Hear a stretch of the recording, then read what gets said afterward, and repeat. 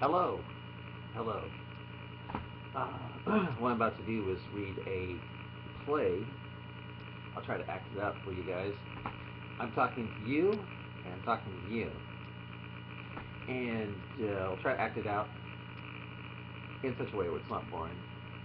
Uh, I've never read my play. I've written it, but I haven't read it. I know what's going to happen, all that, but I don't know how it's going to play out, I guess you could say, as far as the acting and the dialogue goes.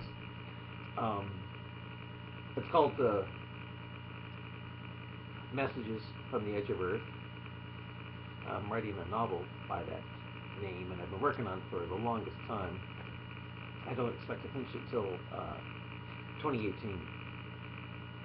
What I'm doing, and with this, is research to help the novel part. But anyway, it's a science fiction mystery thriller. Okay, I get it. I've decided to talk to you mainly in here, and every 10 minutes, I'm going to stop it.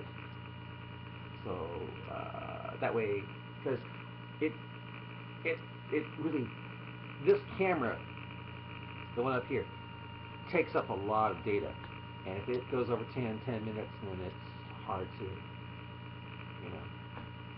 download onto CD. Okay. Is this thing recording? Yeah, it might be.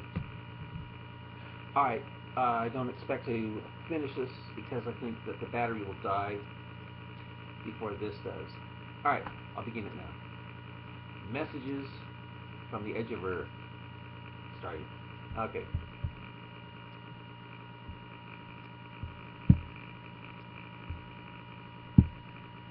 Alright. By Ramit Ramsey. Act 1. Before the play begins, TV sets on the wall of the auditorium are on, showing stuff that looks like the psychedelic part of the movie 2001: Space Odyssey. Strange electronic music, electronic-like music without lyrics accompanies it.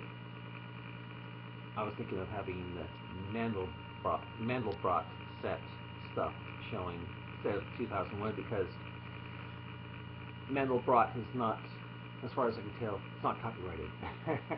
Okay, a few minutes, it fades to black. Alright. Fades to black.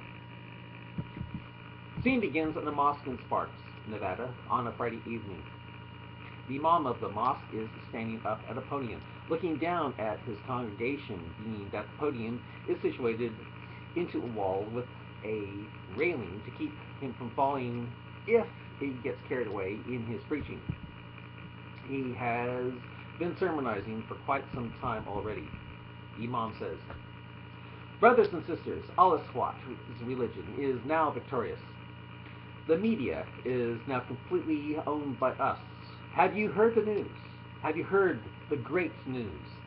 All anti-Islam propaganda on our TVs, radios, movies, books, and internet have been classified as hate speech. Praise be to Allah. It has now all been labeled, stamped, categorized, you name it, as hate speech. Those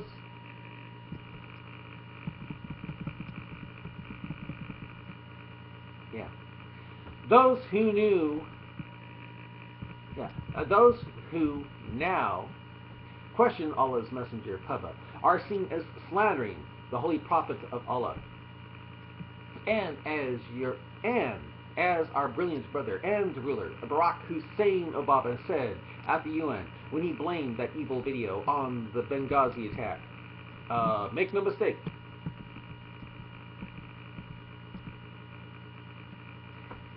there must be no future for those who would slander the Prophet of Islam. Well, that day has arrived, brothers. We are now one step away from fully implementing Sharia all over the world, all over the great evil that was once the United States when it was in the hands of apes and pigs. in the hands of the worst of creation. All those who refuse to pay the jizya tax with willing submission will soon pay a heavy price, like Quran 9, 1-5, and 29 warns them. A very heavy price, if you know what I'm saying. America, that day is coming fast and getting faster, where we will have the Jews in Palestine driven into the sea, like our brothers surrounding Israel, Palestine, have been planning since 1948. Allah is greatest, my brothers and sisters. Allah is greatest. Hate speech. Hate speech has been conquered due to the best of planners. Allah using that great brother in the White House, who seemed so stupid for a while, I must admit, and face it, you all thought so. Some of you dare to think out loud that racist notion that he was a chimpanzee that made it to the top, from whites terrified of being called racist if they didn't vote for him. Praise Allah for Barack Hussein Obama. Due to that speech he gave in the UN so many years ago, things started moving. No more confusion from haters throwing their stupid questions at us. No longer will we have to hear such idiocy like, why does the sun have to ask permission of Allah to rise again when it runs to a resting place and sets in a murky spring? No more, what is the book that the Quran confirms the Bible is corrupted, and not the book the Quran speaks of, confirming and tells you, O Muslims, to go to if you are in doubt, like Quran 1094 commands. No more, how come ants knew who Solomon was and understood the existential threat human feet posed to them? No more, how come you don't eat cyanide and prove Muhammad is a true prophet by saying if you eat 7 Adwa dates in the morning, you'll be protected all day from both magic and poison? No more, how come the Quran says embryos are clots of congealed blood? You do know what congealed blood is. Dead. You know that congealed blood is dead blood, don't you? Oh, how I hated that when them asking me that. Oh, how I hated them asking me that one on the internet all the time. It was all the time. I wanted to vomit every time I heard the word congealed. Well, that is now over. Also, no more, how come the Quran says sperm comes from between the ribs and backbone? It doesn't mention testicles. Or how come it says the bones of a fetus form first? I hated that. No more, how can Allah do anything with us if one day to him is 1,000 or 50,000 years of what we count?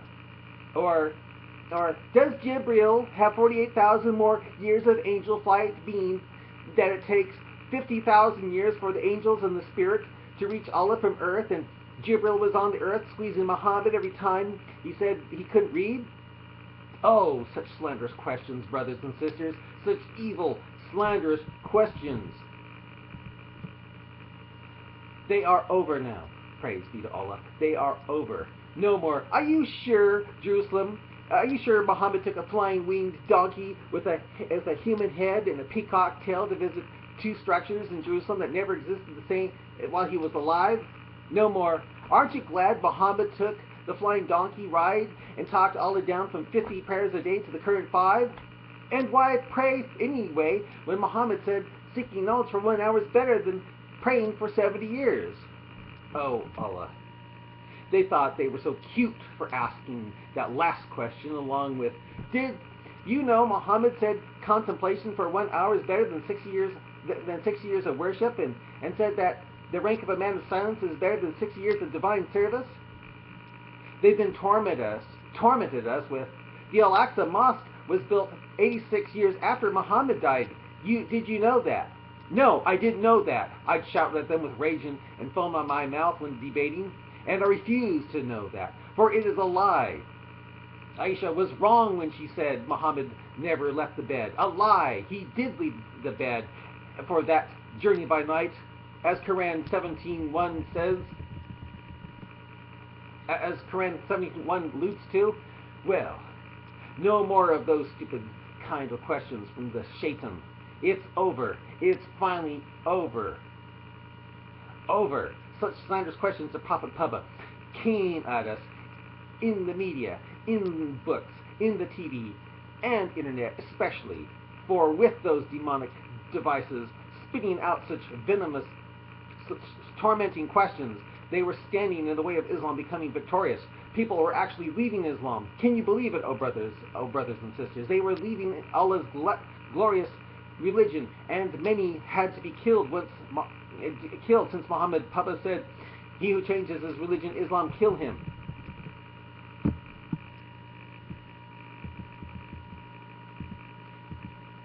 They were leaving this wonderful, peaceful, tolerant religion, saying it was the religion of pedophiles and wife beaters, just because Muhammad buried a 6-year-old and said we can beat our wives if we just fear rebelling from them, according to Quran 4:34.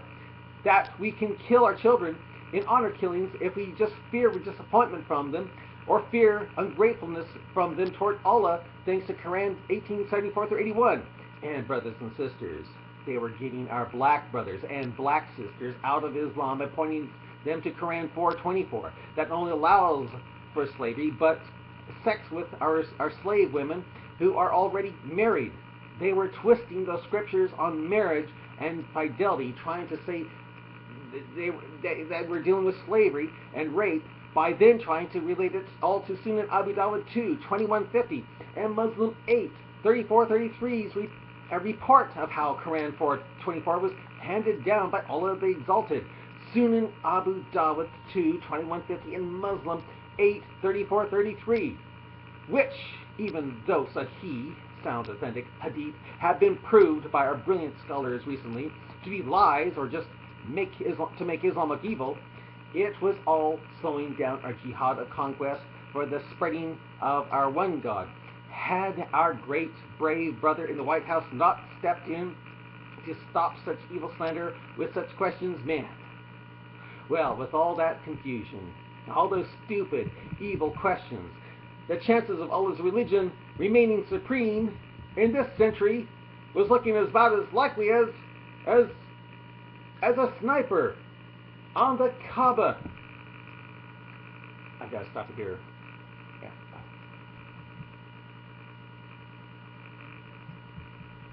Okay, this is part 2 of Messages from the Edge of Earth. As a sniper on the Kaaba. Little twist.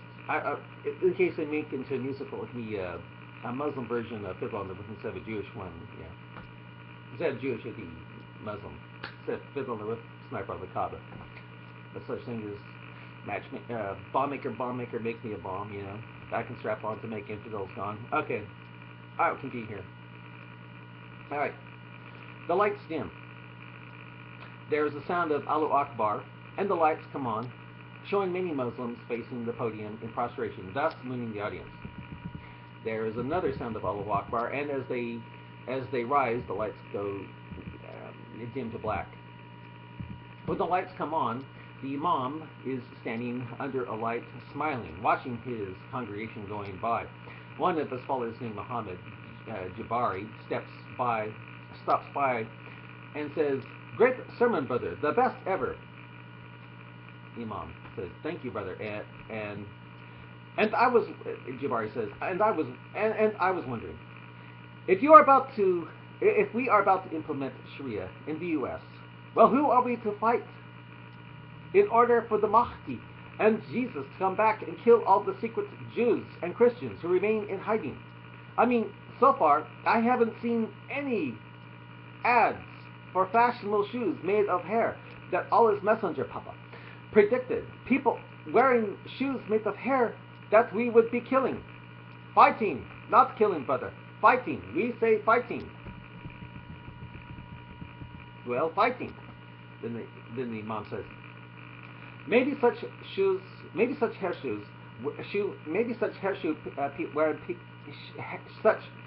wearing people are in South America and are preparing to fight us right now as we speak. Alpacas make a lot of hair, you know. Jabari says, Allah willing, perhaps so. Then Muhammad Malik jumps in and says, Muhammad Malik comes and says, walking up to the Imam with a note in his hand, "Brother, I found another letter slandering Allah as apostle by twisting the glorious Quran and Sahih Hadith. It's the second one I found today. With that, Imam, looking a bit shifty-eyed, no longer responds, says, "Destroy it, brother. Destroy it now. We apparently have a renegade in our midst." Lights dim. When the lights come up, a family of Christians and a couple dressed in Muslim garb are sitting at a table having a Bible study. It seems to be two families. There's a knock at the door, and they all jump and look scared. The man at the head of the table pulls out a gun and starts walking slowly over to the door. The woman at the table with fear, "Wow, he has a gun?" Second woman at the table with fear in her eyes puts her finger to her mouth. "Shh." Woman in loud, frightened whisper, "But those things are illegal now." The man, now at the door, his name's Drew Adams, although he is called Muhammad, Drew at the door. "Who is it?" A voice at the door, "Hi, lovely day. I mean night, isn't it?" Drew, putting his gun in his pocket. "That's the code." Opens the door. "Come in." The older man named Jonathan comes in with a smile on his face. He is dressed in Muslim garb. "Jonathan, how are you doing?" says Jonathan. Drew says, "Well, we still have our heads on." Jonathan says, "My sister, she's in glory now." Some of the women react. Drew, "What?" Jonathan, "She was beheaded for the faith today. She's now in glory, I guess." Drew, looking confused. "She didn't wear her hijab like she said, right?" Jonathan, smiling with tears in his eyes. "Truthful to the end, but hey, as the Bible says, the day will come where they will kill you thinking they're doing God a service, right? And God said this would happen, and it's here. Of course, I thought we would have all been raptured by now. Guess we all did. Oh well." A woman named Rachel gets up from the table and says sadly, "They killed her? They really killed her?" Jonathan, "I prefer the term martyred." And Drew says, "And you're going to..." Okay. Oh, excuse me. Ran out. Oh. I'll get back to you later. Well, no, what the heck. I'll just finish this thing, okay? No, it's been...